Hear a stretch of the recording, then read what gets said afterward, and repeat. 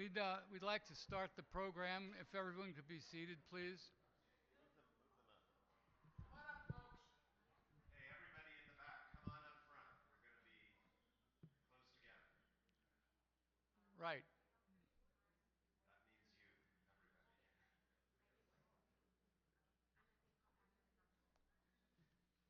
you,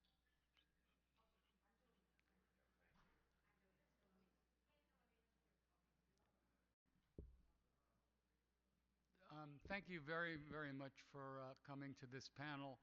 Um, our team, Jim Rosapepe and Tom Malinowski and I, have been working very hard since April on a plan to mobilize and micro-target Central and Eastern European ethnic Americans in the 7 critical electoral college state and the 2nd Congressional District of Nebraska, where there are 70,000 Czech Americans, about the threat to the historical homelands of our people by the Putin-Trump alliance.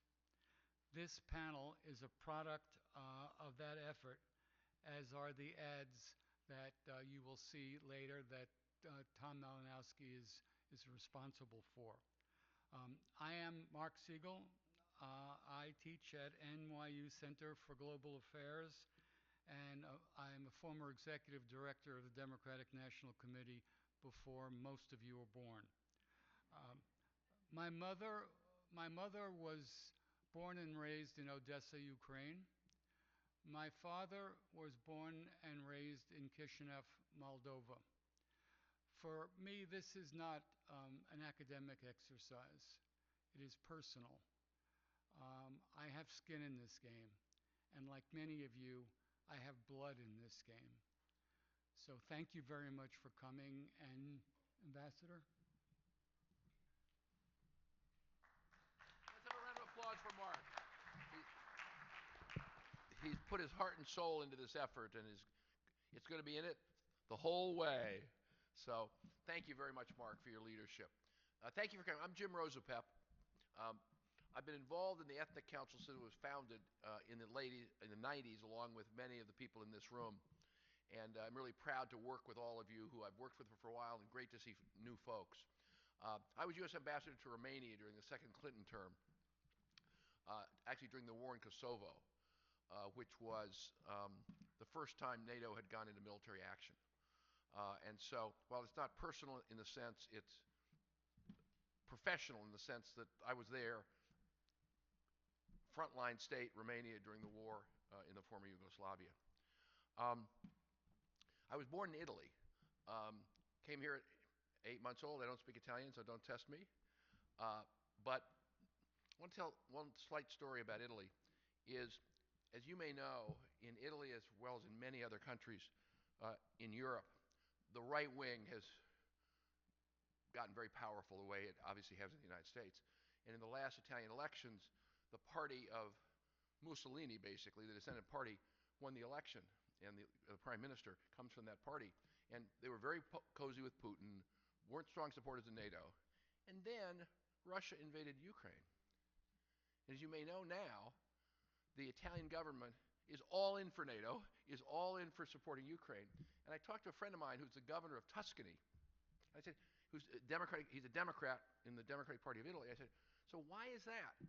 Why all of a sudden did she flip, and why are they supporting us? He said, well, we're only 1,000 kilometers from Ukraine. We remember World War II.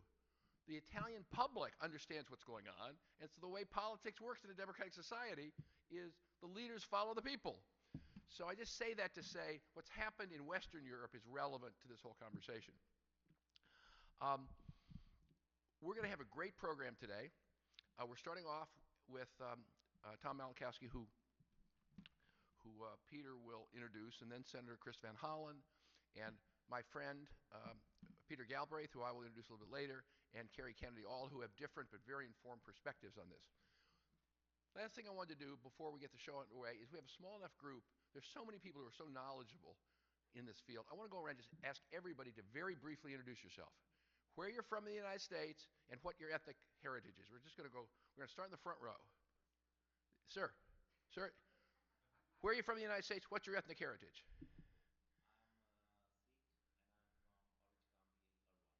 Terrific. Thank you. Please.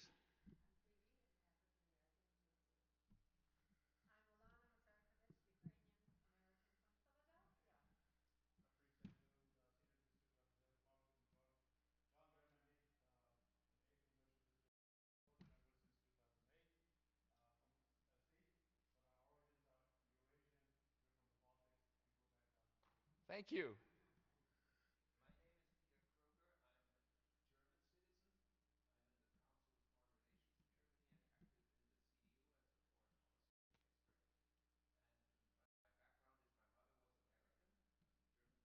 Oh, terrific. Please.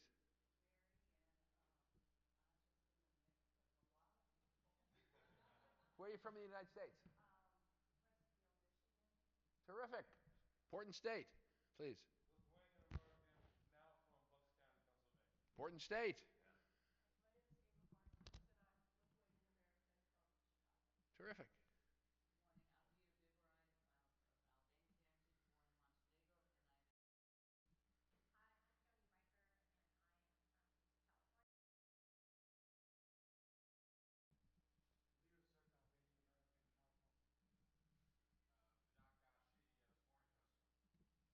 And where are you from in the United States?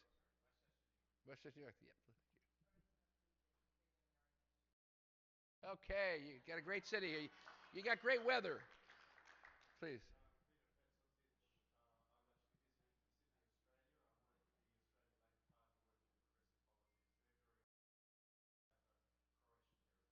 Thanks for joining us.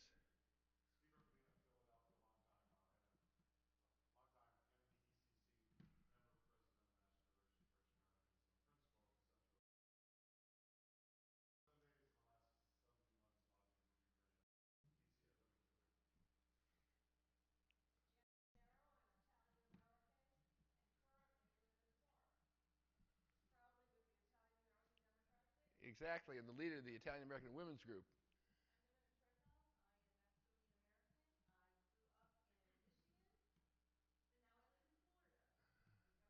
Thank you.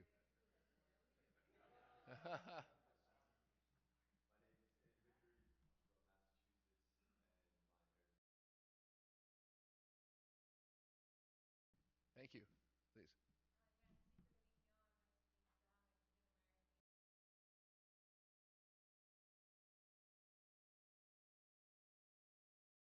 Terrific.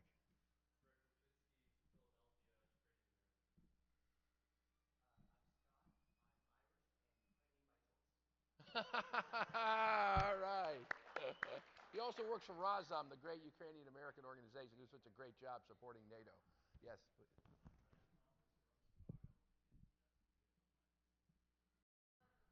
Thank you. Great.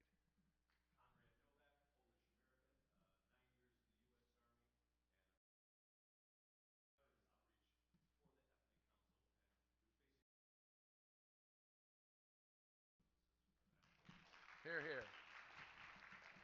I don't see who's exactly the next row, whoever is in the next row there. Oh, I missed you. I'm sorry. I missed you. No, please go ahead. I missed you.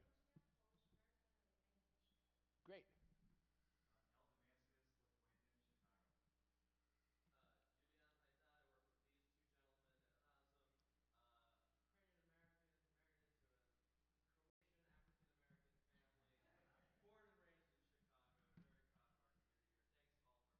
You sound like an American to me. Please. Great. Please. We're introducing ourselves.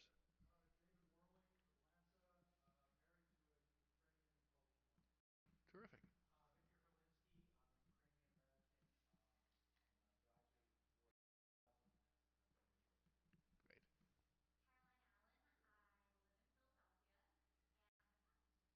Welcome. Let's come over here. The county chairman.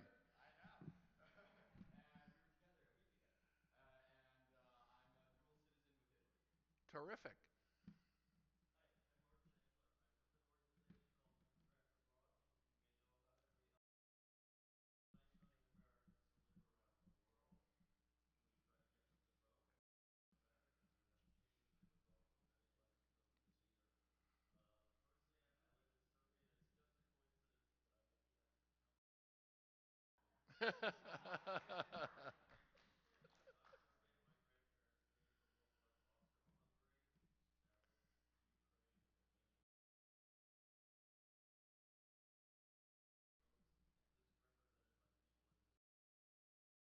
Thank you. You do. Please. Thank you.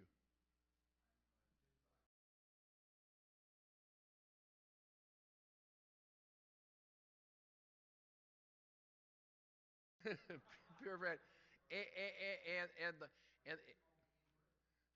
and the co-chair of the Ethics Council and the spiritual leader for 3 decades. Yeah, a round of applause for Jim Zogby. Absolutely.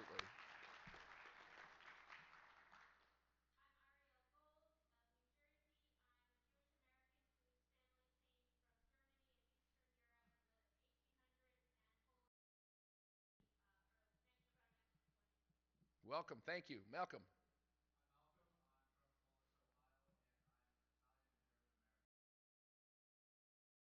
Sir.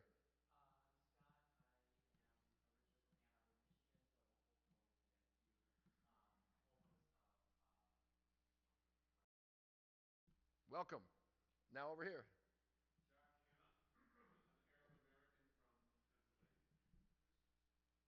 Maureen.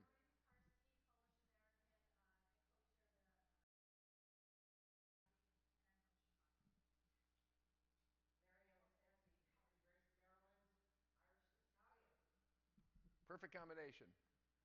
I am too. That's the only reason I said that. Wow, what a crowd we have here today. Let's have a round of applause for the whole group of us. We're all in this. We know who we are. We know why we're here. We're getting on with the show. Mark.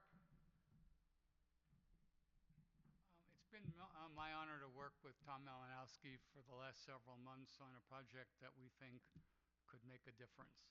As Michelle said last night, do something. We're trying to do something. Tom has been phenomenal in the ads that you will see as I introduce him. In one of them, you'll hear his beautiful voice.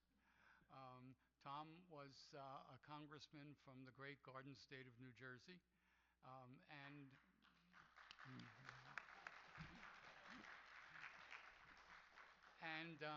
he served as Assistant Secretary of State for Human Rights, Democracy, and Education.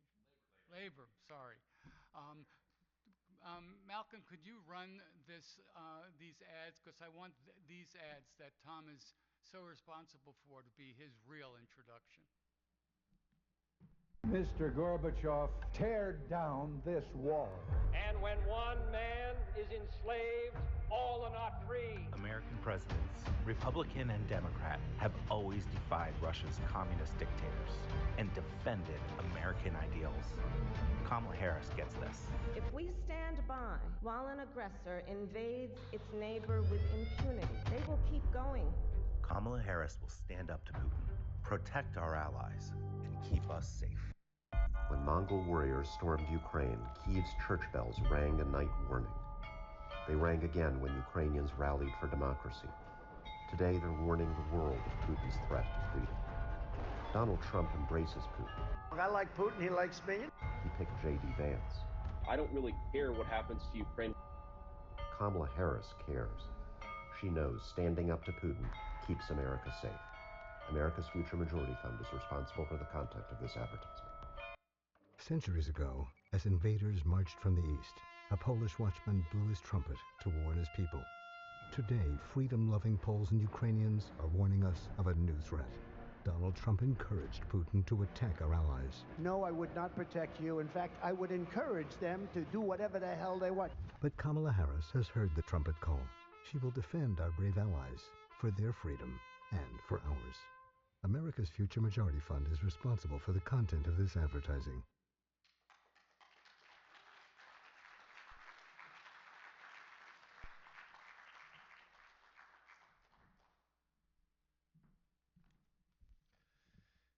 Hello, my name is Tom, and I'm a Polish American. This feels like one of those meetings. In fact, when I got elected, only after I got elected, somebody told me, you know, you're the first person born in Poland to serve in the U.S. Congress. And I didn't believe it, and it was partially true, because there were a bunch who were born in Poland in the 19th century when it was still part of the Russian Empire against its will. But apparently I was the first to have been born in independent Poland to get elected. So I don't know what's wrong with Chicago that New Jersey got there first, but I'm proud to have that mantle. So let me talk a little bit about the ethos behind this. I've been thinking a lot about the first convention that I finagled my way into as a 19-year-old college student. It was 1984 in San Francisco, California, and we Democrats were nominating Walter Mondale to be our candidate. And around the same time, I forget if it was before or after, the Republicans, they were in Dallas, they nominated Ronald Reagan. And we didn't like each other, right? Because that was our job. We were fighting over all the issues of the day. But I'm going to go out on a limb here, and I'm going to say that if they were all still with us, Walter Mondale would be here with us in Chicago, and Ronald Reagan would be here with us in Chicago. Because we are, as Democrats, we are still, Mondale will be here because we're still Democrats. We are still the only progressive party in America in all the ways that we mean, all the things we mean when we say progressive. But thanks to what's happened to the other side, we are the only conservative party left in America, in the sense that we apply moral and ethical standards to our leaders. We are dedicated to defending and preserving the Constitution and the rule of law in this country. We're the party of patriotism that doesn't denigrate our men and women in uniform and the very idea of service to this country, as we're hearing from the other side. And we're absolutely, right now, the party of national security, the party that is dedicated, committed to standing up to freedom around the world for our allies and against tyrants and dictators.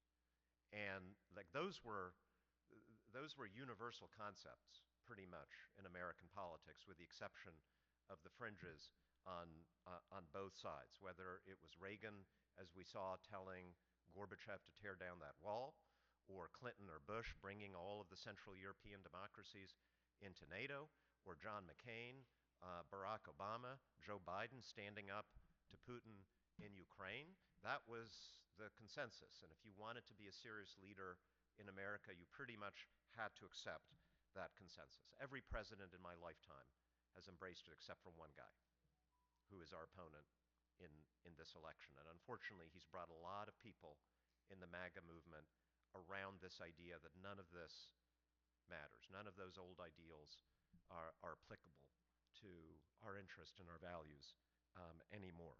So you have the leader of the Republican Party literally saying, as you saw there, I will encourage our number one adversary in Europe to attack our allies. Not to mention saying he fell in love with Kim Jong-un and he envies the leader of communist China because he, quote, rules with an iron fist. I don't like American leaders talking that way. And more to the point, I don't think most Americans do. I think most Americans hear that kind of language and they say, number one, it's wrong, and number two, it's weird, which I think is a really good concept. Back in the Washington think tanks where, for the last few years we've been saying, like, Donald Trump and MAGA, like, they're violating the norms of American democracy. Like, we're using highfalutin language that actually just mean they're weird. Because that's what weird means, right? They're outside of the norm. And what they stand for in foreign policy and national security, completely outside the norm, the bipartisan norm that we are all used to. And I think most Americans will see that.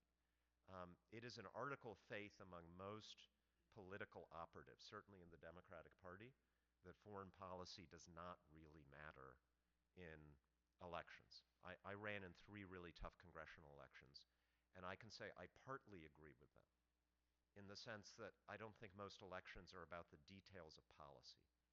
I don't think most people in the swing states are walking around today thinking or saying, you know, I really want to hear more from these candidates about their policy on NATO's force structure in Eastern Europe, right? That's not what this is about. But I do think foreign policy matters profoundly, especially in foreign policy elections, when it gives you a window into the character and the values of the people who are running. Do they share my values? Do I trust them to make the most important decisions that are necessary to keep me and my family and my community and my country safe? Are they going to ensure that America is strong? Are they going to make sure that America is good? Because I think those are the things that most of us as Americans, Republicans, or Democrats want when we think about our policy around the world. And within that, we still argue about so many aspects of it, obviously. And we're seeing appropriate debates right now about our policies towards the Middle East because we disagree about how we should be good and strong. But we don't disagree that that should be the foundation of our policy towards the world. And so what we're aiming to do is to deliver that message to the voters who may very well decide this election, and that is voters in the swing states, particularly Michigan, Wisconsin, and Pennsylvania, which, by the way, so happens have the highest concentrations of Central European American voters in the country: Polish American, Ukrainian American, Croatian American, Albanian American. I won't mention all of them, but we know who we are and who they are. And they're classic swing voters. There are over 1 million of them in each of those 3 states. And if this election is decided, as it was in 2020, by a few tens of thousands of votes in those 3 states, plus a couple of others that we may be competing in, then a project that speaks to these people in terms that they will understand, around values that they care about, and an interest that they believe that's personal to them, is a project that I think could actually make the difference one way or another in this presidential election. So, no pressure. Thank you.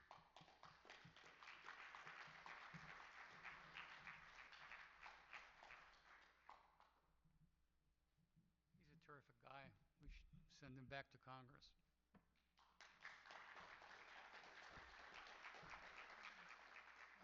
I would like to introduce a very, very special person, Carrie Kennedy. Carrie is the president of the Robert F. Kennedy Human Rights. She is one of the greatest human rights leaders in the entire world. She's the 7th child of the beloved Robert Kennedy and the amazing Ethel Kennedy.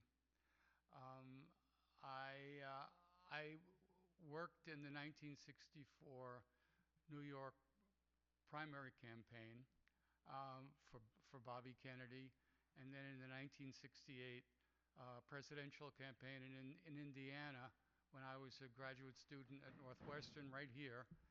And Carrie, your family has meant a great deal to me all my life. The 18 minutes I spent on the floor at the 64 convention when your father was introduced were the greatest, to me, most emotional 18 minutes of my life. And the convention people only stopped the cheering by calling for a minute of silence for Adlai Stevenson. If it wasn't for that, we'd still be cheering for your father. Also, your sister Kathleen is a great friend of mine, and Ambassador Albright, and we feel like your family, and thank you for doing everything you're doing to save people.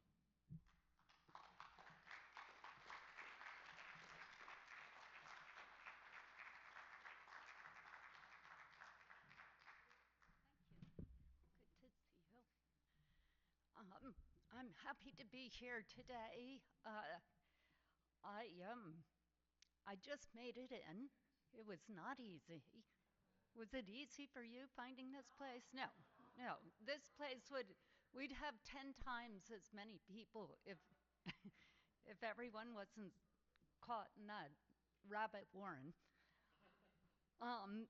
So I was asked to speak about Ukraine. and U.S. policy in Ukraine. So I'm going to talk a little bit about that. Well, there are multiple critical dimensions to the situation in Ukraine. I want to focus on one that often goes overlooked in conversations about the war effort. The security situation and the economic implications, and that's the critical investment in human rights and humanitarian efforts in Ukraine. Earlier this year, my colleagues and I from Robert F. Kennedy Human Rights took a fact-finding delegation to the country. The sights and the sounds and the stories I heard will stay with me forever. Imagine standing with me in St. Andrew's Church in Bucha. The air is thick with the scent of incense and sorrow. Sunlight filters through the stained glass windows, illuminating faces etched with grief and determination. It was here, in this sacred space, that has witnessed centuries of history, that I was asked a question that echoed in my mind throughout our visit. Why are Americans backing off their commitment to stop Putin's war of aggression and hold him accountable? Why? The pain in the voice of the person asking was palpable, their eyes searching mine for answers, for hope. How could I respond to such raw anguish? Let me share with you some of the people I met, whose stories paint the broader picture and importance of investing in human rights in Ukraine. In a small, sparsely furnished room, I met 3 children. The youngest one was 6 years old. Their eyes, once bright with childhood innocence, now held a darkness no child should know. These little ones were kidnapped by Russian forces and taken to an encampment outside of Moscow, where they were offered up for adoption like commodities. The oldest child, a girl, perhaps 10, held her siblings close, her small frame rigid with a protectiveness far beyond her years. In a rehabilitation hospital I sat beside young men barely older than boys. The antiseptic smell couldn't mask the underlying scent of fear and determination. These brave souls, 16, 17, 18 years old, lay in beds, some missing limbs, others struggling to move.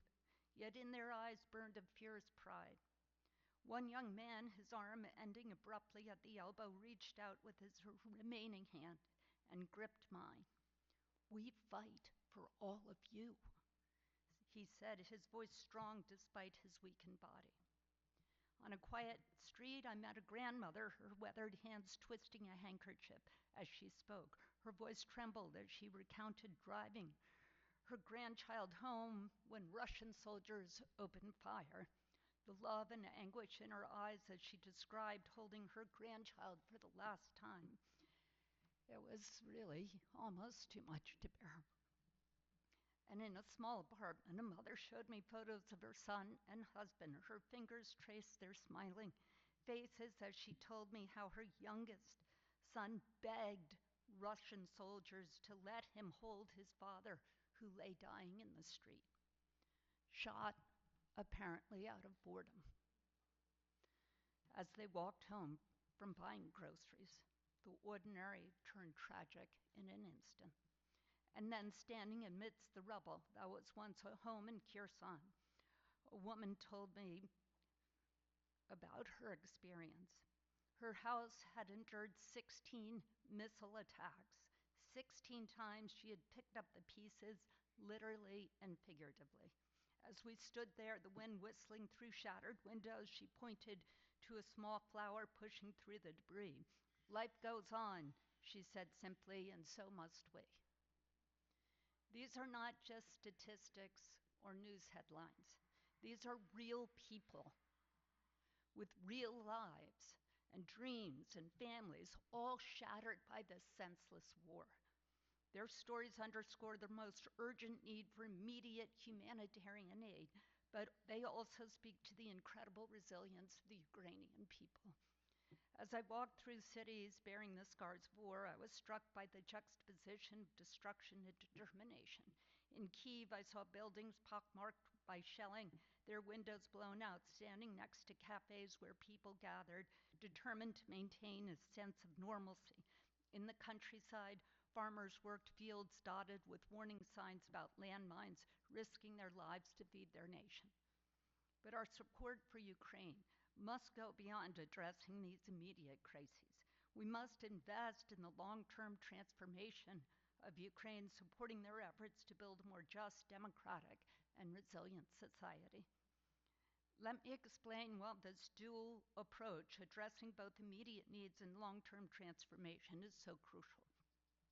First, the immediate humanitarian needs. Many don't realize that the recent bipartisan aid package for Ukraine wasn't just about military aid. It also included crucial humanitarian support that will pay the salaries of over 600,000 educators, support more than 500,000 healthcare workers, fund 50,000 plus first responders, keep the lights on in schools and hospitals, provide vital services Ukrainians need to survive this brutal war. This immediate aid is essential. It's about keeping Ukrainian society functioning in the face of unimaginable adversity. It's about ensuring that children can continue their education, that the sick and wounded can receive care, and that basic services continue to operate. This is not just about survival, it's about maintaining the fabric of society in the face of aggression. But our vision and our support must extend beyond the immediate crisis. This brings me to the second crucial aspect of our support, investing in Ukraine's long-term transformation. I want to tell you about Andrei Kostin, Ukraine's prosecutor general.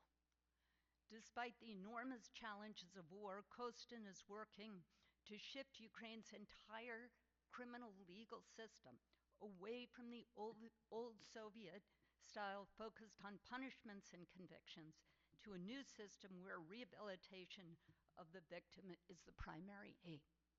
Can you imagine that? That doesn't exist in any country on earth. And that's what his vision is. We need that in our country too. His team includes people like Yulia Yusenko, who's leading efforts to address gender-based violence and domestic violence, crimes that increase exponentially during and after war. They've trained thousands of law enforcement officers and developed a roadmap to reform their antiquated system. Then there's Zurab, known for his anti-corruption work in Georgia, and Yuri, heading the War Crimes Division after years of working in civil society to reform the criminal legal system.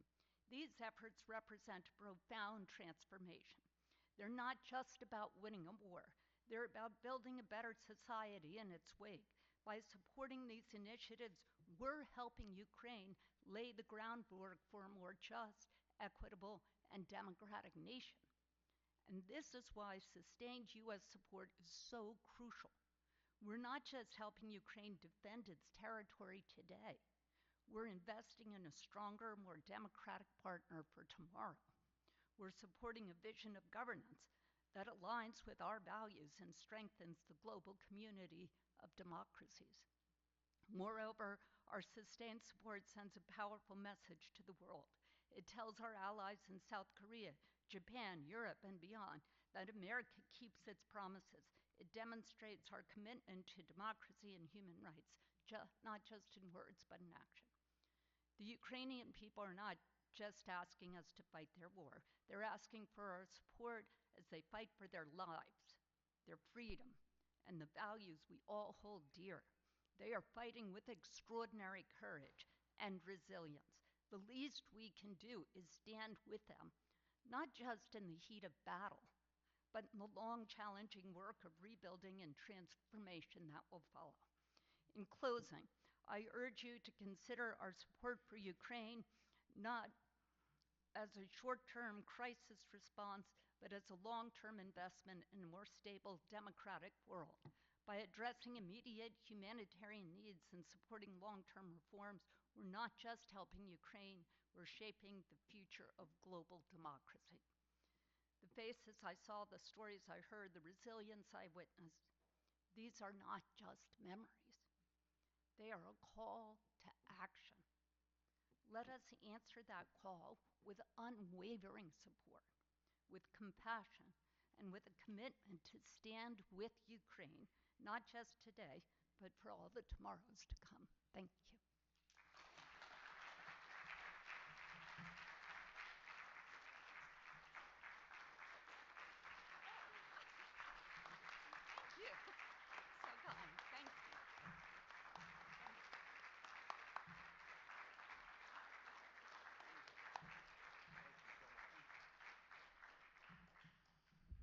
Wow. Our next speaker, come on up, Chris. Everybody knows Chris Van Hollen, so come on up, Chris.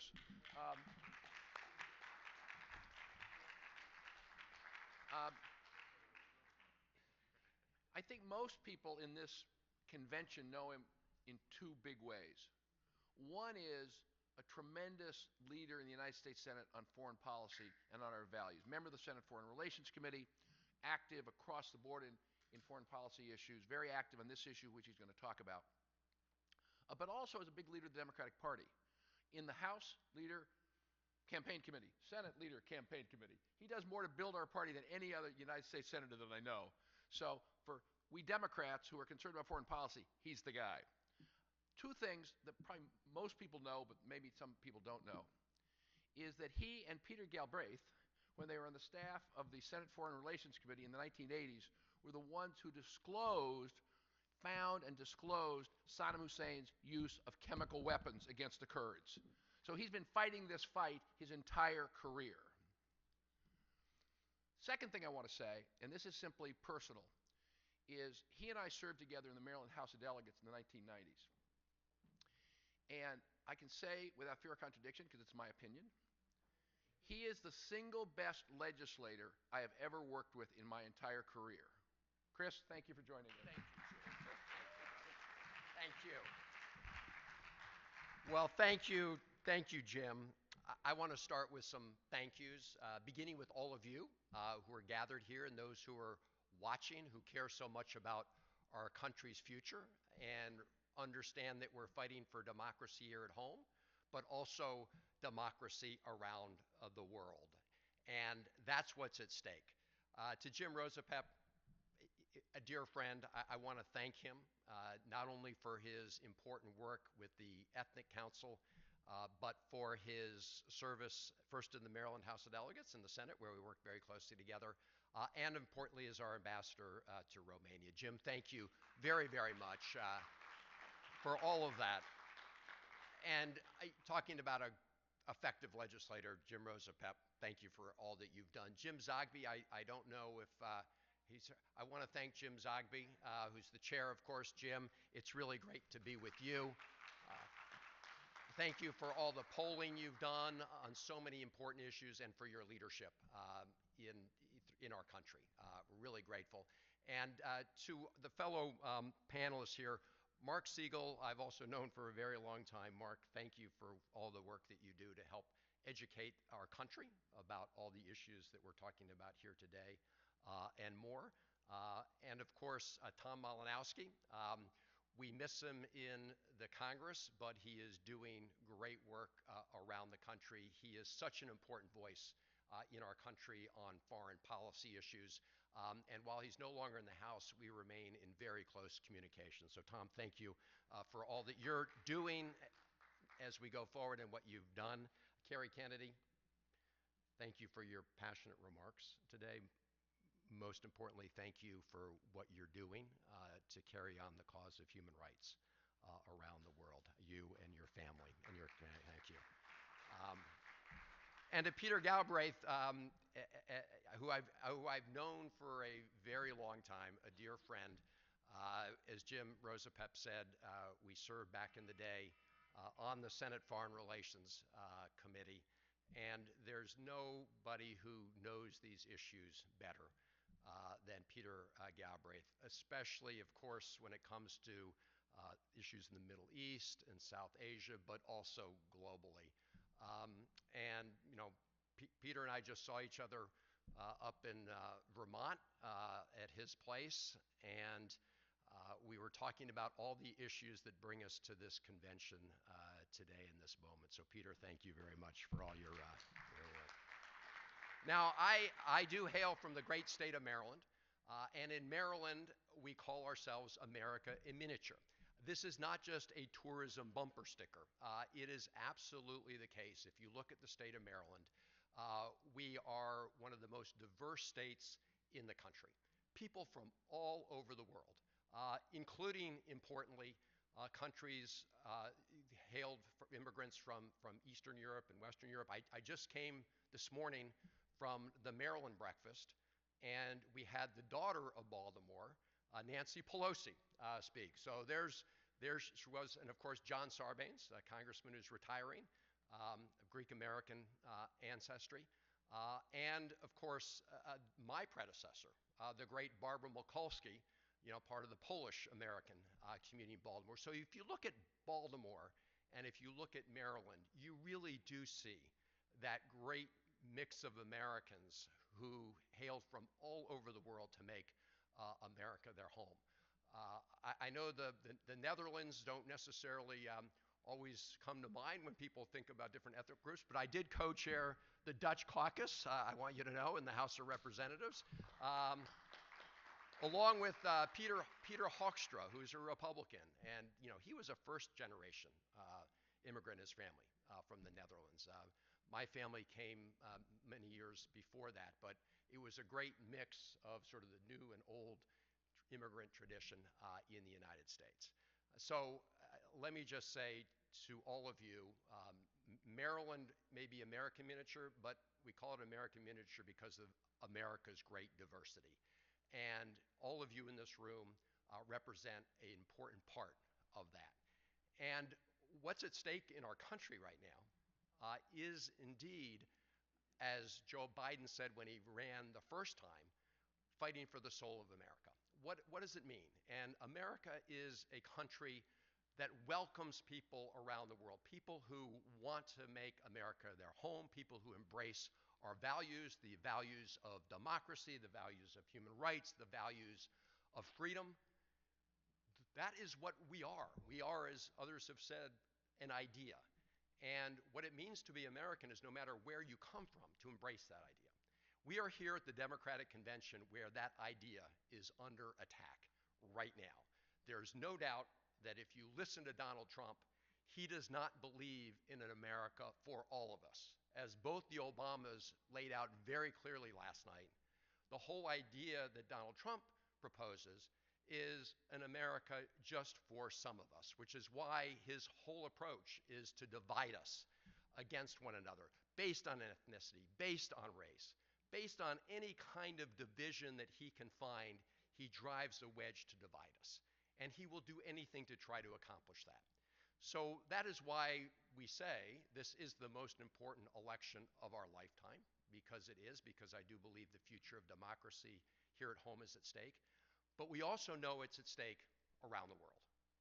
And we have lots of challenges worldwide, but the immediate and present danger is Putin's continuing assault on the people of Ukraine. That is the issue that is here and now. And we do, as Americans, have an absolute obligation to help the Ukrainian people in their fight for freedom and democracy.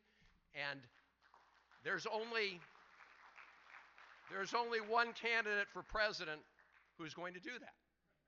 And that is Vice President Kamala Harris. She has been crystal clear since she became vice president that she has been a full partner in Joe Biden's efforts when it comes to fighting Putin's aggression. I have attended a number of recent Munich security conferences. And in the last two, and I think she may have done three, it is Vice President Harris who has been carrying the torch for the United States. And the big issue that's been central to those security conferences has, of course, been the war in Ukraine. I was at the Munich Security Conference when the United States was warning countries around the world of Putin's impending aggression and assault and attack. Many did not believe it. But it was Joe Biden and Kamala Harris who helped rally the NATO community together. And they had a lot of work to do to repair the damage that had been done by Donald Trump. When you go to Europe right now, and you all know this, you hear a lot of fear about what will happen if the American people were to make the wrong choice in November.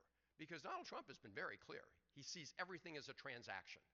He sees everything as a transaction, and the NATO partnership for him is just a series of bilateral transactions with the member countries, not the fundamental idea behind NATO, which is all for one and one for all. That is not the way Donald Trump thinks about our country or about the world. And so if we're going to maintain support for Ukraine, it's going to be essential that we have a president in the White House who believes that in her heart, in her core. And that is Kamala Harris. Now, we all witnessed months of fighting in the Congress to provide the most recent round of funding, U.S. funding, to support Ukraine's military operations and some of the economic help. And it should not have taken that long. I mean, that time, as we know, was time that, Putin, put to work. I mean, people were literally running out of ammunition on the front lines. So we got it done, but it did not have to be that hard. And the reality is the reason it was that hard is because Donald Trump, on the campaign trail, made it clear that he was not a supporter of that funding. And unfortunately, the Republican Party has become a personality cult. We see this on issue after issue. Issues where Republicans as a party used to take a stand in favor of our alliances and American security. When Donald Trump took a different course, everybody followed him off that cliff. You cannot recognize the Republican Party of Ronald Reagan in today's Republican Party. And I do think this is just from a pure political perspective, and you've probably already talked about this on the panel. For the generation that I grew up in and the generation before, there were a lot of immigrants who came to the United States from Eastern Europe who perceived that it was the Republican Party that was the party that would stand up to communism, to the Soviet Union. But I cannot imagine Donald Trump saying, Mr. Gorbachev, tear down this wall, with the purpose of trying to maintain unity, with the purpose of trying to prevent Russian aggression going forward. And so for all of those voters who are immigrants from Eastern Europe and other parts of Europe and beyond, who remember that old Republican Party, it's simply not there anymore. And it's our job to make sure that all of those voters know what's at stake. Because democracy at home is at stake, but as we all know, democracy in Ukraine is at stake. Frankly, democracy around the world is at stake. As Carrie said, and others probably amplified, the reality is that this is a fight for the people of Ukraine, but it is much bigger than that. It is a fight for freedom. If we do not sustain our efforts on behalf of the people of Ukraine, our NATO allies will no longer believe that our assurances are credible. And it's not just our NATO allies. We've had the prime ministers of Japan and the prime minister of South Korea, the Republic of Korea, before the Congress in the last couple years. Both of them emphasized that as President Xi and others are looking around the world, they are looking very closely at what's happening in Ukraine and whether our support for the people of Ukraine will be sustained. As I say, Xi has one eye on Ukraine and the other eye on Taiwan. And our allies in East Asia, whether it's Japan or South Korea or the Philippines, they're all watching closely because they will read this as an indication of the United States' determination and that of our NATO allies. And we're also finally getting our NATO allies to recognize that the PRC does pose an important challenge to our values around the world. We're finally getting NATO in its most recent statement to talk about how NATO will also play a role in addressing the China challenge. And if we're not successful at sustaining this fight going forward against Putin, then we're not going to be able to continue to sustain that support from NATO and the G7, and we'll lose our support among our friends in East Asia. So that's why in this election, democracy here at home, but also around the world, and freedom around the world really is at stake. And I think we need to make sure that the voters understand that that freedom and democracy is on the ballot, whether it's protecting what we cherish here at home, but also the values that we've stood up for and the international order that we've stood up for around the world. And just to close, I do think as we look at other parts of the world that's going to be very important, and to Carrie Kennedy and your entire team, we want to make sure that we are standing up for our principles and values in Ukraine, but everywhere else around the world. And I think that's very important for our own credibility. If the United States is going to continue to be that beacon of freedom and democracy, we need to make sure, even in this imperfect and very messy world, that we do our very best to uphold those values. But I will close with what we know and why we're here at the Democratic Convention, which is there's only one candidate on the ballot that's prepared to do that, and that is Kamala Harris. And Tim Walz, I must say, having served with him in the House, he is a great pick. He's going to be a great vice president. And I see Jim here, but I do want to make just 2 points, because I did used to chair the DCCC, and I chaired the DSCC this cycle 6 years ago. It's a tough cycle. But if President Harris is going to be able to get another continuing sustained support for Ukraine through the United States Congress, she needs the votes.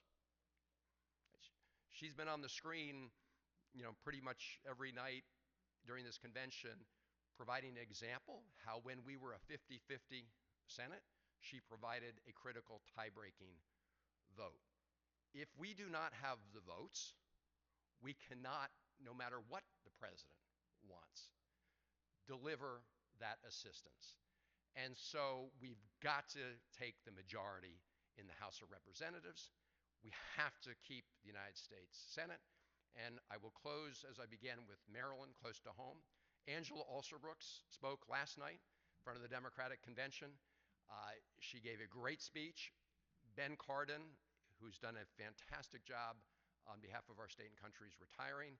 Angela Alsobrooks is the Democratic candidate for the United States Senate.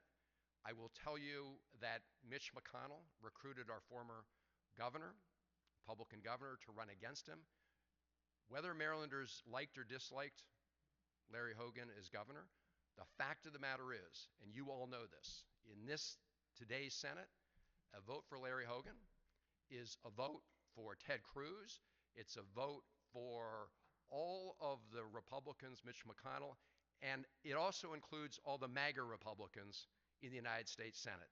Those Republicans who do not believe in supporting the people of Ukraine in their fight against Putin, and who do not believe in making sure that U.S. values are protected overseas. So we are in the political fight of our lives. We all are feeling great energy. We need to translate that energy into votes. Come November, let's make sure that we protect democracy here at home and democracy in Ukraine, and protect the values of freedom and human rights and democracy around the world. Thank all of you for being part of that.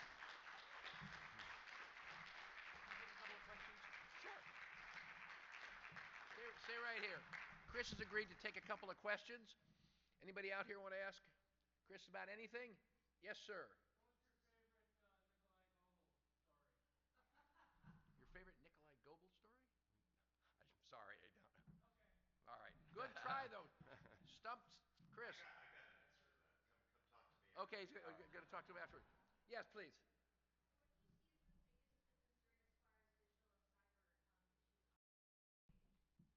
Oh my goodness. I mean, I could talk at length about that. I mean, but I'm glad you flagged that issue as something we all need to be working towards, right? We now have a cyber coordinator at the White House. We have, the cyber security mandate is something we need to make a whole of government effort. We obviously need to work closely with the folks in the private sector because a lot of them, especially those that have, contracts with the U.S. government, are also subject to these attacks. So the bottom line is, I think that we need to do a lot more here at home to protect cybersecurity and protect, our friends around the world. So this is an area where the technology is constantly in motion. I was talking earlier today about, quantum computing. Quantum computing obviously has potential great benefits, but it also has the potential to break encryption, and there are all sorts of issues that come together with both cybersecurity and these other technologies. But I'm glad I raised the issue because it doesn't get enough attention in my mind. Okay, thank you. Chris? Yes. One more. Yes. Last one. Carrie Kennedy mentioned about the children that are kidnapped and taken to Russia. So what is Congress going to do about the thousands of children that have been subjected to kidnapping and being forced to give up their nationality and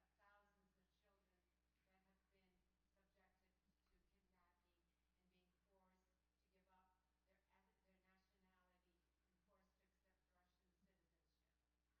Well, what Congress has done is two things. Number one, named it for what it is, which is a war crime. The other thing we've done is to provide, after too long a battle, the resources to the people of Ukraine so that they can win this battle and address those issues. We also very much support. In fact, I was together with Carrie Kennedy a while ago with the special prosecutor for Ukraine, who's been very, very focused on these issues. So I think it's important that as we help the Ukrainian people prosecute this war, we also, as you indicate, make clear that people involved in these crimes will be held accountable going forward. Thanks, Chris. Thank you. Go get them. Thanks so much.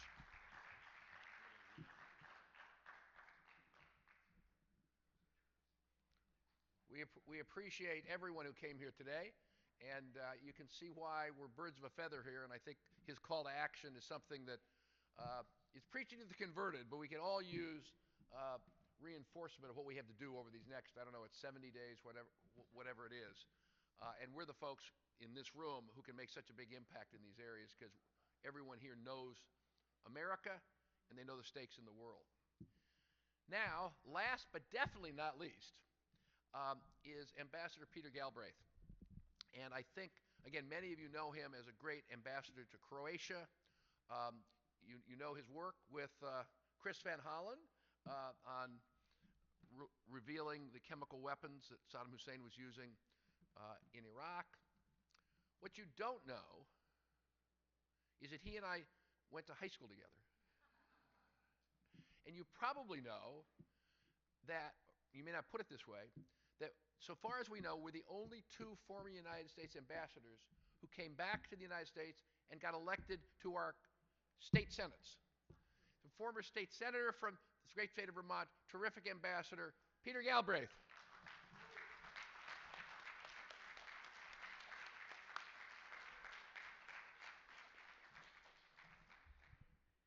Well, thank you. And what a pleasure it is to be on this panel with my former staff colleague, Chris Van Hollen. And I could tell you many stories, including sleeping in the mountains on the Iraq-Turkey border as we were documenting the use of chemical weapons against the Kurds and the Kurdish genocide. And there's a story there because the Senate had unanimously passed the Prevention of Genocide Act of 1988 to impose comprehensive sanctions on Saddam Hussein. And then when it went to the House, the special interests dug in turned out a lot of rice was exported to Iraq. I didn't quite realize that we grew rice in the United States. Being from Vermont, we don't grow it in Vermont. And a number of other interests. And then the Reagan administration opposed the bill. Colin Powell said even cutting off U.S. aid to Iraq was too extreme. That was '88. Of course, in 1990, 2 years later, Saddam Hussein invaded Kuwait. And it is my belief to this day that had we stood up to Saddam Hussein, had we stood up to the thug, had we stood up for human rights, that war might not have happened. He might not have thought he could get away with the invasion of Kuwait. And I'll come back to that on a word on Ukraine, but I have to say some word about my good friend Mark Siegel, who is a champion of democracy on Pakistan. For many years, we were both dear friends of Benazir Bhutto. Tom Malinowski, Assistant Secretary of Human Rights, Member of Congress, and most importantly, on the staff of Daniel Patrick Moynihan, with whom I work closely. And Carrie, well, the Galbraiths and the Kennedys go way back, because my father was connected with not only your father, but all your uncles. Joe, your Uncle Joe, who died in the Second World War, and Jack were his tutees in Winthrop House at Harvard. And of course, he was Jack Kennedy's ambassador to India, an advisor on economic issues. Actually, my father was an agricultural economist. And 1956, your Uncle Jack was a candidate for vice president. It was an open convention to be Stevenson's running mate. And he lost because he kind of screwed it up with the farmers from Iowa and Kansas and so on. And he turned to my father. He said, "Ken, I want you to be my advisor on all things related to agriculture. The only person I want to hear from on the subject, but I don't want to hear very much from you." And of course, I also actually, in saving Benazir Bhutto's life with your Uncle Ted, when I was working on the Senate Foreign Relations Committee, and many other issues. And I have to say, the one bust that I have on display, because I'm not big on the I Love Me stuff, is the bust my father got from the Robert Kennedy Foundation, that wonderful piece of art. And Jim and I, of course, served in the Balkans, and I want to call out to Steve Rukavina and all he's done with the Croatian American community. I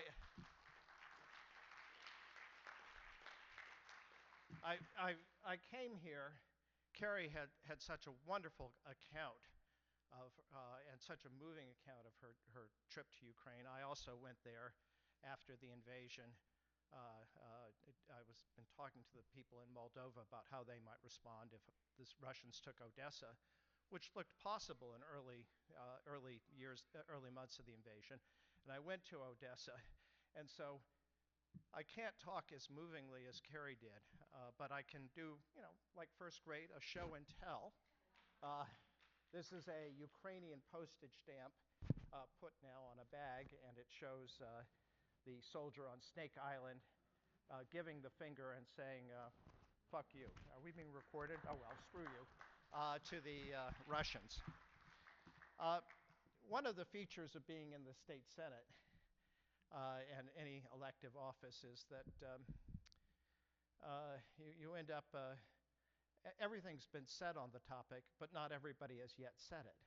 And so I'm not going to try to repeat everything that has been said on Ukraine, because it's been said so well by my fellow panelists. But I just want to make a couple of really important points. In my career, I've been deeply involved with Iraq, and also my last diplomatic assignment was in Afghanistan. And to paraphrase Bob Dole, both of these were Republican wars. He called World War II a Democrat war in his 1976 debate with Mondale. But in any event, I want you to think about the cost. The Iraq War has cost $2.89 trillion. It's taken 5,500 American soldier lives, and many more contractors, and many more injured in ways that they will never have a normal life. The war in Afghanistan has cost $2 trillion. about 2,600 American lives lost, and again, many more injured in ways that they will never have a normal life. So far, the United States has provided $90 billion to help the people of Ukraine defend themselves. And that is that's a fraction of the total money being provided, which is about $400 billion. And why is that? About 25%, maybe 30%, the largest donor. But it's because we have allies. We have NATO, an alliance that Donald Trump clearly wants to get rid of. Now, when I was ambassador to Croatia, the issue was what was going to be the future of Croatia. It was quite an isolated country. Now, it has achieved its goal of being part of NATO, part of the European Union. But what is being worth being part of NATO if NATO no longer has America as its participant? Would it even exist? So there's a huge amount at stake in this election. I just want to say one other thing about why what we're doing in Ukraine is so important and why it is so much less costly than what we did in Afghanistan and Iraq. Incidentally, a country far more important than those two. It's less costly because the Ukrainians are doing the fighting. There's not a single American who has died in that conflict. We are helping other people defend themselves. And that is a huge distinction. And when we talk about what's at stake there, and this will be my final point, what is at stake is not just the security of Europe, not just our own security, not just democracy, but the entire international system that has kept peace since World War II. Think about all the wars in the centuries preceding 1945. They were based on one country or countries attacking another country's seized territory. The war that began 85 years ago, this September 1st, with the German invasion of Poland, it was to seize Polish territory, to seize Danzig. Well, that didn't happen since 1945, partly because of the UN system. And when Saddam tried it in Kuwait, he failed. So we cannot let Putin get away with it in Ukraine, any part of Ukraine, not Crimea, not Donbass, and certainly not the whole country, because not only is the future of Ukraine at stake, but the entire system that has kept peace in our lifetimes is at stake. So thank you.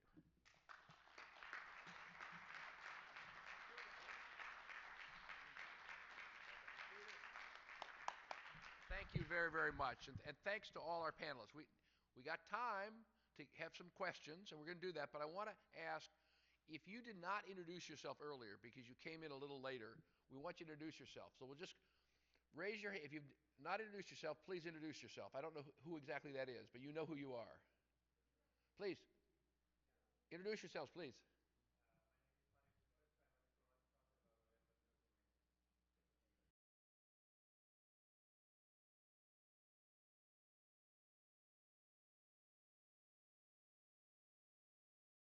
Thank you very much.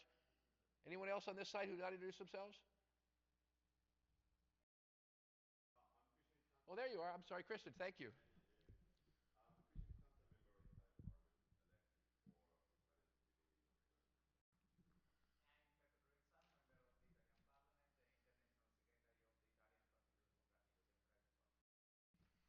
There's no coincidence here that we got two Italians and we got two Romanians.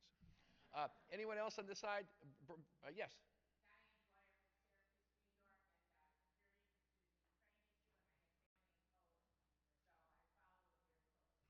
Thank you very much. Brenda?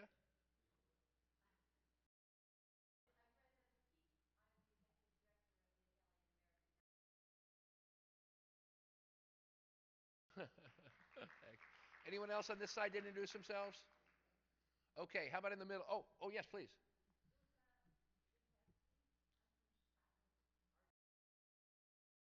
And ethnic background? Ukrainian American. There you go. Yeah, sir. Please. Yes.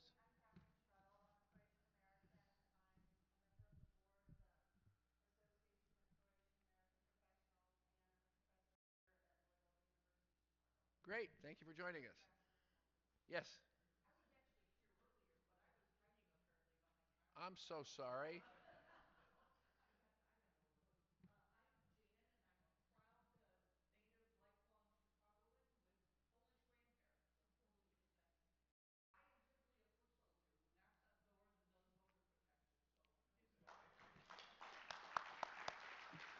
You're the point of the spear. Yes.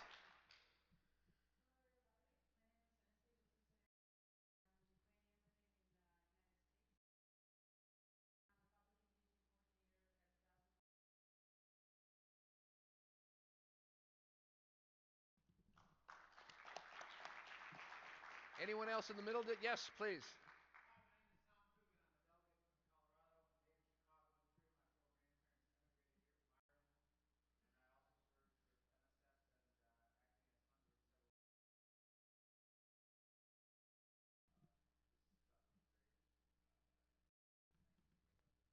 Thank you for joining us. Anyone else in the middle didn't introduce themselves?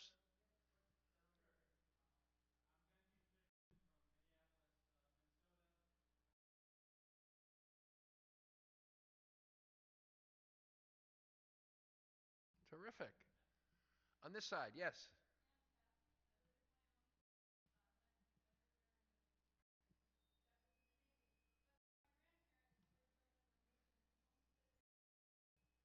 Great, thank you.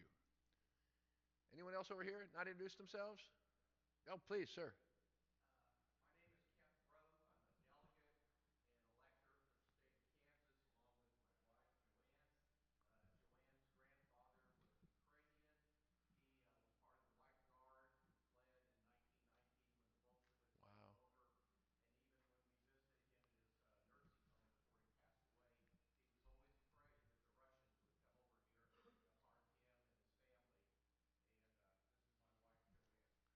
Joanne, thank you for joining us. We had a couple folks who just walked in. We're introducing ourselves, what our ethnic heritage is, and where we're from in the United States.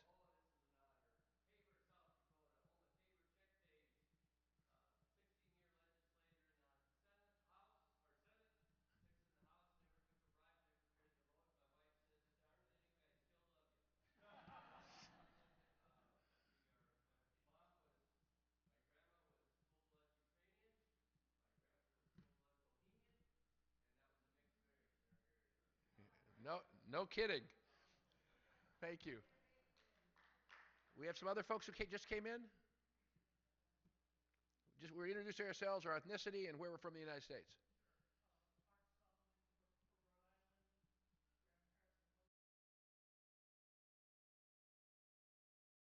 Thank you.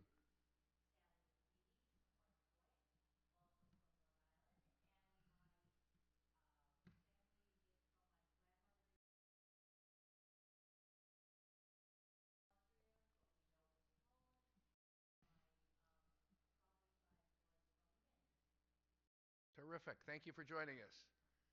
Going once? Yes, here, please.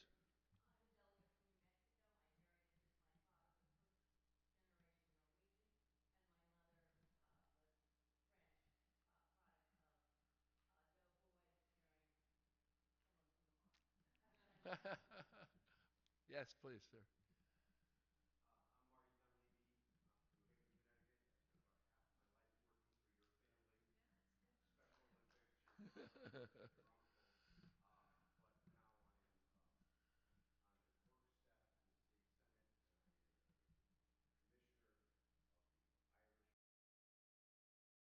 Terrific.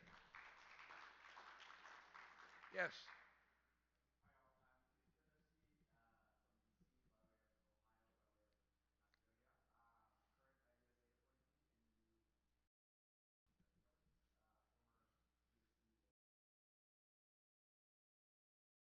Terrific.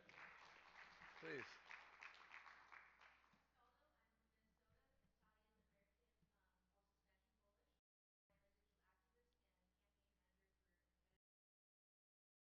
Terrific. Please, Miss.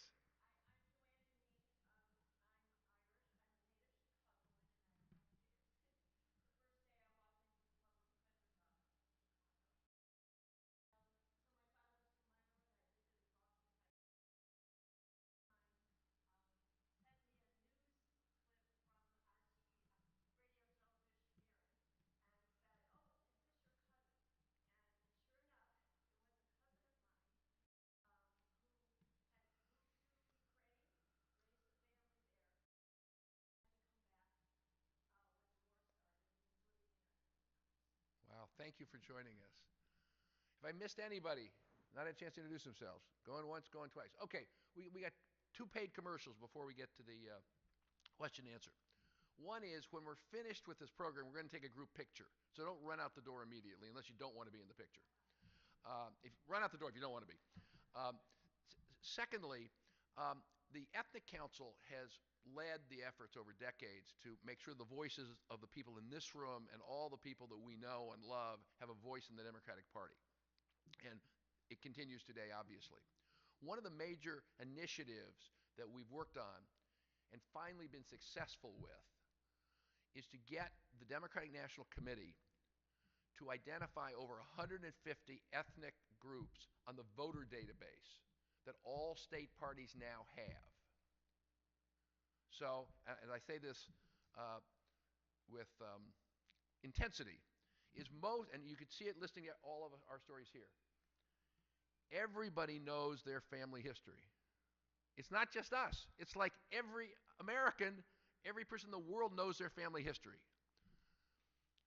The Democratic Party has not recently respected that. They've lumped people into groups, big groups. Round of applause for that. I mean, that's exactly right. That's exactly right. And it's cost us votes over these recent decades. We have the opportunity this year, the Harris-Walz campaign has the opportunity, every one of the state coordinated campaigns, both in the swing states and in the other states, as Senator Van Hollen said, we got to win House races, we got to win Senate races. My pitch to you is go back to your state, go back to your state party and say, I want access to the database of voters identified by ethnicities. So I can identify in Virginia the Albanian American swing voters. So I can have my Albanian American Democrats call them and say, here's why as an Albanian American, I'm voting for Harris. Same for Italians, same for Romanians, same for Polish, same for Ukrainians. So thank you. Well, it's important because the infrastructure of the Democratic Party is not as sophisticated about this, frankly, as everybody in this room is. So it's very important. We're going to get information out to everybody that will give you more detail about that. But I want you to, but you can go back on Monday or you can go back to your delegation today and say, when am I going to get access to this database that the state party has that identifies people by individual ethnicity? Okay, with that, we're going to open up for questions. Who wants to go first? In the back.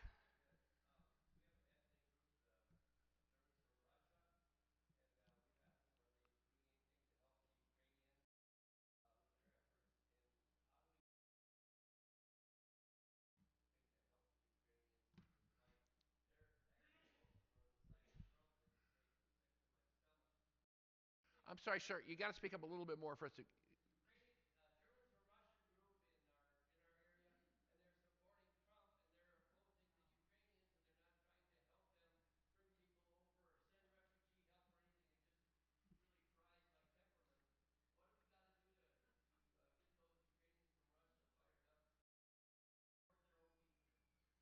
Any comments on that question?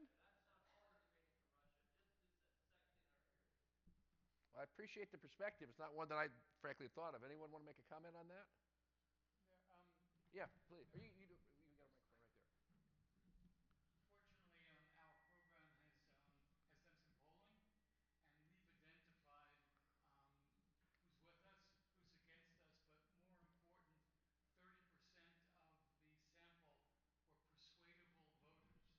and that's the people that we're going to be targeting. Please, yeah, Ilir. So I have a question.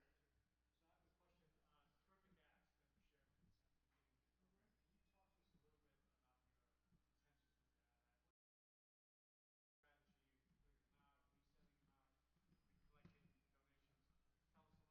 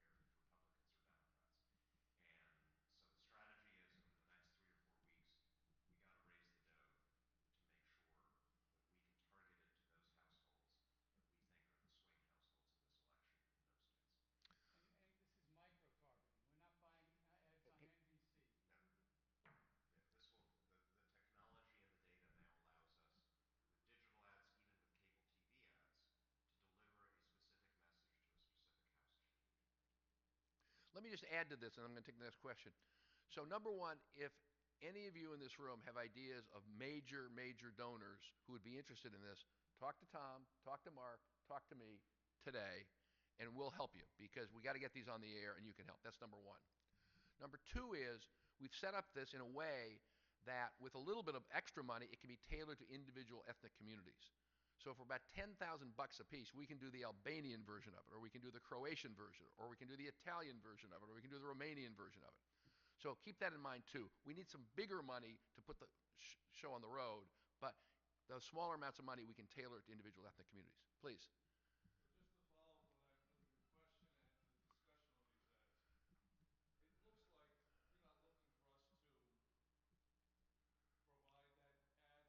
looks like you're not looking for us to provide that ads in some form through our own networks into the media. We just basically, I think you're saying you need more money to nationalize this thing and you'll handle it. This group is not that involved. Well, no, we will do both.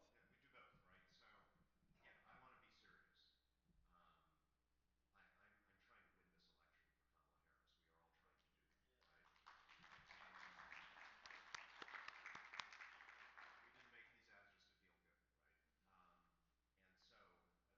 is, and this is underway, I'm confident we're going to get there, and we would love your help, is in raising a couple of $1 million basically so that we can do this properly. Once that is done, there's an equally important element of this strategy. That's the top-down part.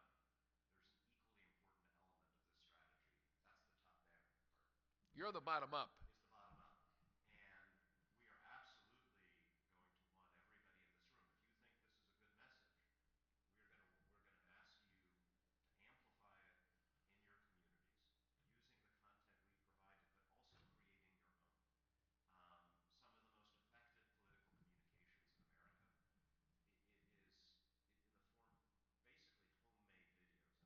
people's individual social media, because a lot of voters will trust something that is not as slick and professional as the ads that you just saw, that is really just you talking to your family and neighbors.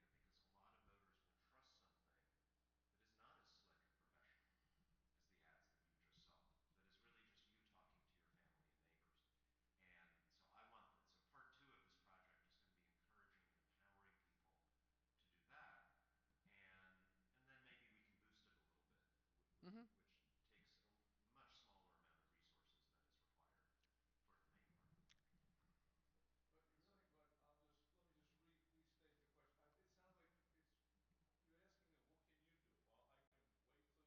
restate the question. It sounds like you're asking me, what can you do? Well, I can wait till you're ready, or we have the existing network. Absolutely. Tailor it to. But I don't have anything to use right now. Tomorrow, could I do something with what you presented? I think we'll be there probably in a couple of weeks. So by the way, these are rough cuts. Yeah, these are not the final versions. Like, we got to work on the sound. I think, Jim, you mentioned my voice is on one of the ads. I don't think they'll stay my voice. Oh, he's great. He's got a new career. Voice actor. So we're at a stage where we want to show these to people who can help get the project to where it needs to be. I want people to be excited about the message and the way in which we're providing, and the way in which we're presenting the message. So you basically saw one ad that's kind of generic, the positive Kamala Harris ad. One ad that was very specifically tailored to my Polish American community, the one with the trumpeter. Any Polish person will know what that is. Other people will probably not know what that is. And then another that was tailored with a similar kind of story to the Ukrainian American community. We're going to produce more stuff at some point. We're going to get these in shape. And we'll share them with you. We'll share them with you. Absolutely. So we want to do what you're saying. I just want to do a lot more than that. And that will require all of us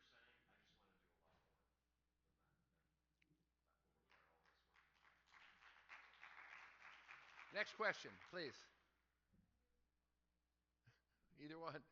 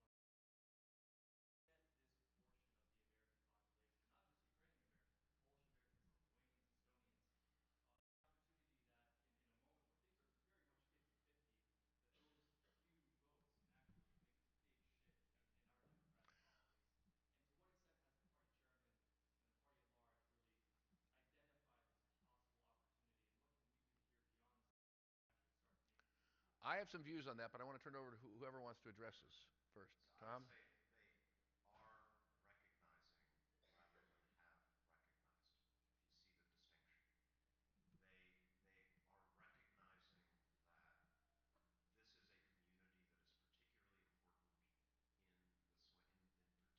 rather than have recognized, if you see the distinction. They are recognizing that this is a community that is particularly important in the especially those three swing states. And I think they are recognizing that more than in 2016, more than in 2020, the message really hits home for people. It should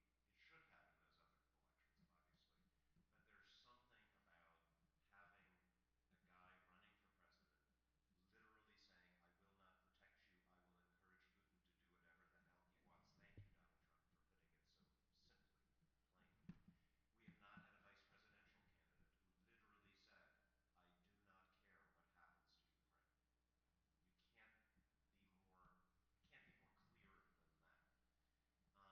those other elections,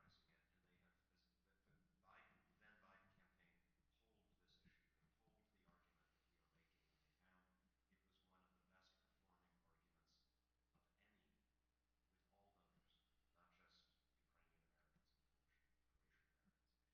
But there's something about having a guy running for president literally saying, I will not protect you, I will encourage Putin to do whatever the hell he wants. Thank you, Donald Trump, for putting it so simply, plainly. We have not had a vice presidential candidate who literally said, I do not care what happens to Ukraine. You can't be more, it can't be more clear than that. So they are recognizing it, and they have, as the then Biden campaign pulled this issue. They pulled the argument that we are making, and they found it was one of the best performing arguments of any with all donors, not just Ukrainian Americans and Polish and Croatian Americans. But there's still a reluctance, I think, among some of the operatives to understand how foreign policy issues can affect an election, as I mentioned in my opening remarks. And, you know, these communities have kind of leaned Republican in recent years, so we're not as used to as a party winning among them. Here's where we come in. I think we're gonna convince a lot of Democrats to invest in this year. Um, if we are as successful as I think this might be, let's say it's a close election, and we can demonstrate that now that we have all this data, that these communities made the difference, you're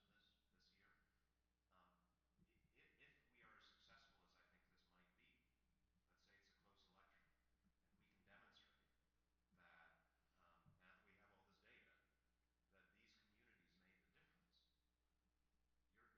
see that will basically seal the deal in terms of the Democratic Party understanding the importance of better outreach and talking the language that these communities understand. So they're almost there. We can get them across the finish line if we now do the work of helping to elect Harris on this message. Thank you. Anybody over here? Yeah, please. Yeah. We want to see the outfit again.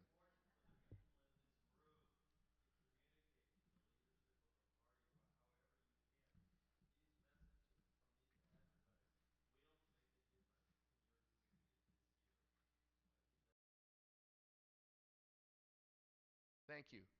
Please.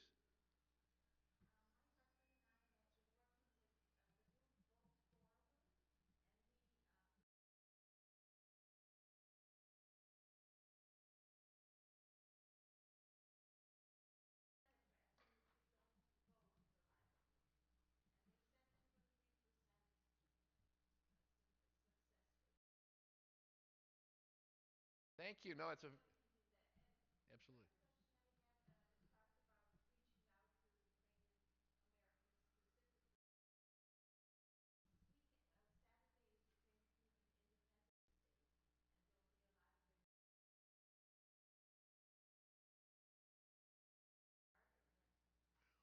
We should in all the communities. I hope folks in this room are doing it, and other folks are doing it as well. That's very important. Thank you for what you're doing. Yes.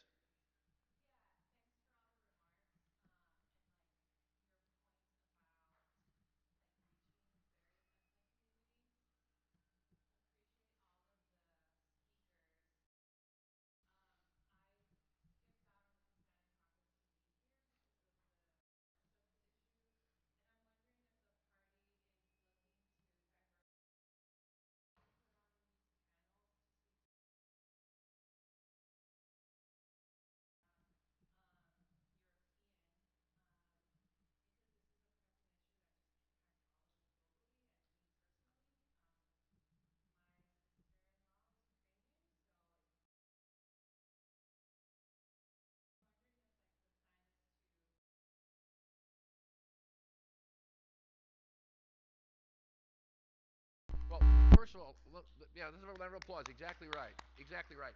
I mean, the Ethnic Council is broadly open to ethnic groups, folks with ties and interests related to European and Mediterranean ethnic groups. That's number one. Number two is we have a number of people here who are not of Central and Eastern European heritage. And this specific event, we invited everyone to come, and whoever came, came. The second point I'd make more broadly, and this underlines a little bit what Tom was saying about the polling. Let me ask you a question. Who do you think is the most unpopular public figure among Americans today? Most unpopular public figure among Americans today, of all Americans of all kinds. Who do you think is the most unpopular? Vladimir Putin. He has a 90% unfavorable rating in the United States.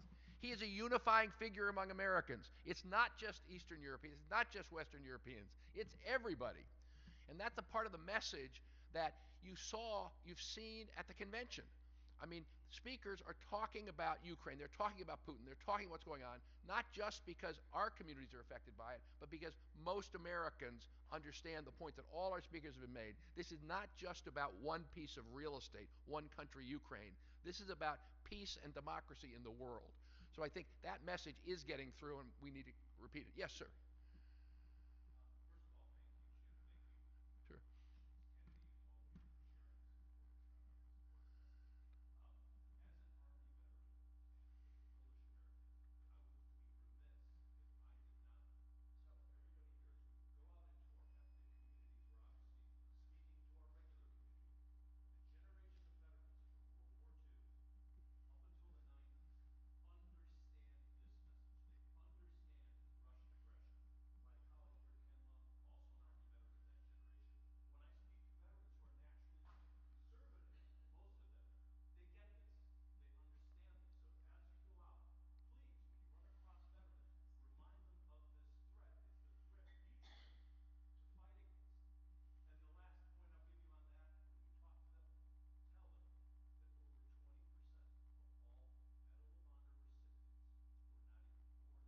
Wow.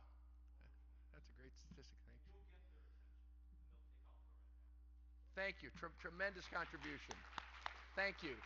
We got time for a couple more questions. Yes, or comments. We arrived a little late and did not see the ads at the end of this meeting. Would you please put them on again so we can see them? Great idea. We can do that, Malcolm? Yes. Okay, what we're going to do, because I want to get a group picture before we leave. So we will do the group. Marianne, where are we doing the picture? You want to do it outside? No. Okay. Okay. All right. We'll turn around and do it that way. Okay. We'll do that in. I'm sorry? Okay. All right. Couple more questions or comments. Please, Ilana. Okay. This is a paid announcement. Okay. Sure, please.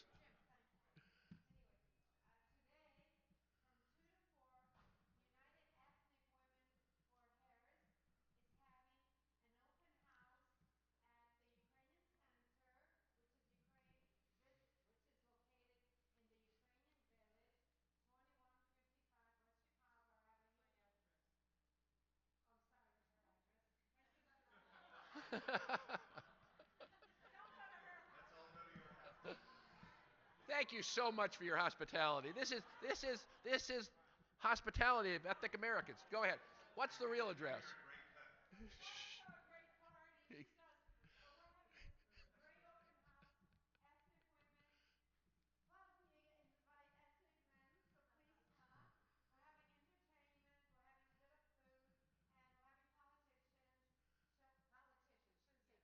Yeah, politicians. I'd say politicians.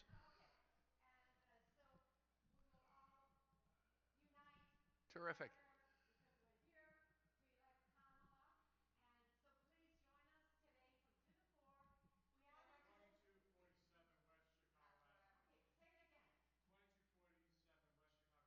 (2247 West Chicago Avenue). Okay. Thank you very, very much. That's a wonderful invitation. Thank you. Let's give a round of applause. That's terrific. Other comments or questions? Yes, ma'am.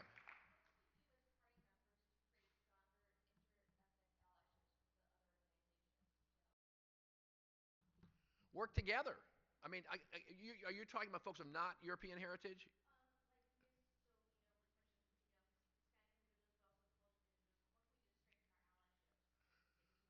Well, I mean, for the campaign point of view, I come back to now that your state parties now can do this individual ethnic identification. And so what I would work with your other ethnic group Democratic leaders, both in the European and Mediterranean ethnic communities, but also in the Asian American community and the Latino community. Everyone has an interest in the same thing, in being able to communicate with people who addressing them as they see themselves. And so that's a way we can cooperate in every state in the country. And we're all here with the Ethnic Council to help you do that. Please.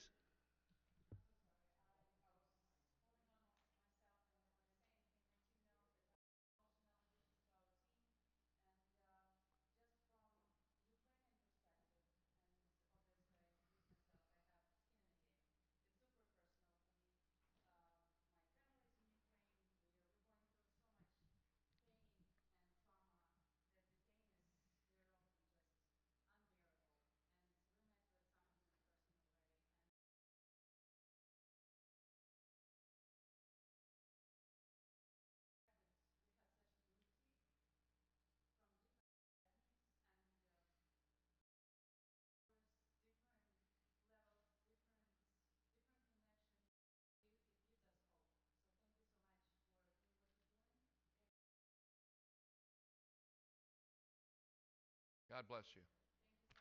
Slava Ukraine.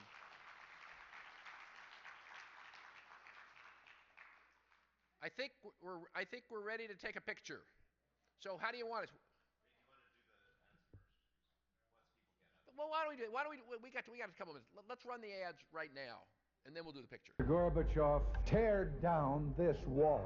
And when one man is enslaved, all are not free. American presidents, Republican and Democrat, have always defied Russia's communist dictators and defended American ideals. Kamala Harris gets this. If we stand by while an aggressor invades its neighbor with impunity, they will keep going. Kamala Harris will stand up to Putin, protect our allies, and keep us safe. When Mongol warriors stormed Ukraine, Kyiv's church bells rang a night warning. They rang again when Ukrainians rallied for democracy. Today, they're warning the world of Putin's threat to freedom. Donald Trump embraces Putin. I like Putin, he likes me. He picked J.D. Vance.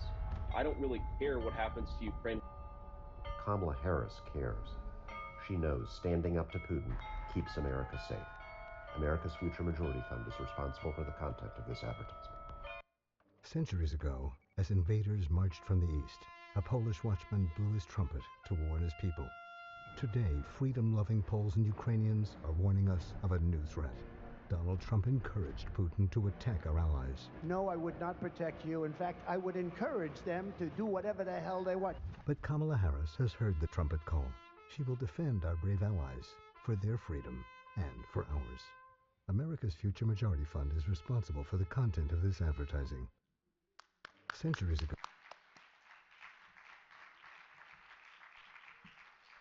Stay in touch. More to come. Photo time. So, go that way?